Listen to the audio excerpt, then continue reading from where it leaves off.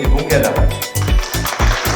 Donc on est aujourd'hui au Gala de la recherche de l'UCL qui met à l'honneur notamment donc, les jeunes docteurs de l'année 2022, 2023 et 2024 et donc en ce qui me concerne pour l'année 2022. C'est une occasion effectivement de célébrer la fin du doctorat dans une université où j'ai réalisé les 3 premières années de ma thèse et qui m'a soutenue jusqu'à la fin. Et c'est un vrai plaisir de pouvoir le faire avec notamment ma directrice de thèse et mes proches.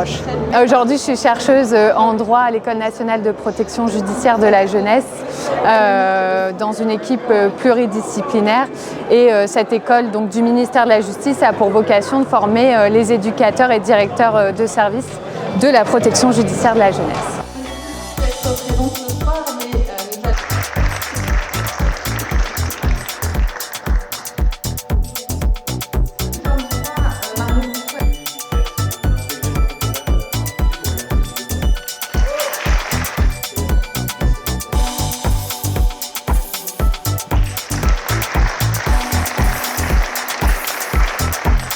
On vient de vivre le Gala de la recherche, donc une mise à l'honneur des docteurs, des personnes qui ont préparé leur thèse dans le cadre de l'Institut catholique, et puis ceux qui ont obtenu également une habilitation à diriger des recherches.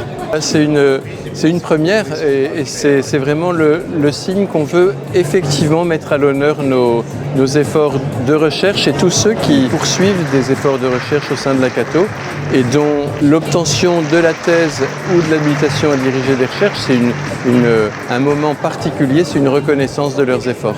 C'est assez singulier, on n'a pas souvent l'occasion d'avoir une mise à l'honneur.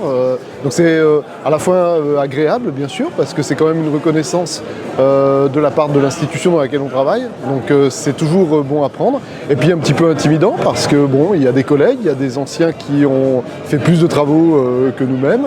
Et donc, oui, à la fois agréable et intimidant. Pendant longtemps, au niveau de la Cato, l'accent était vraiment mis sur la pédagogie, pour des raisons également de ressources et de modèles économiques. Mais on s'est rendu compte depuis plus d'une dizaine d'années maintenant que la recherche inspire, alimente la pédagogie. Et d'autre part, pour avoir une vraie place, un vrai rang dans l'enseignement supérieur et la recherche, il est important de développer la recherche académique. Et donc cet effort de développement de la recherche, il est maintenant ancien. Et c'est vrai que l'augmentation du nombre de thèses préparées à l'Institut catholique, l'augmentation du nombre d'HDR, c'est une reconnaissance de ce développement des activités de recherche.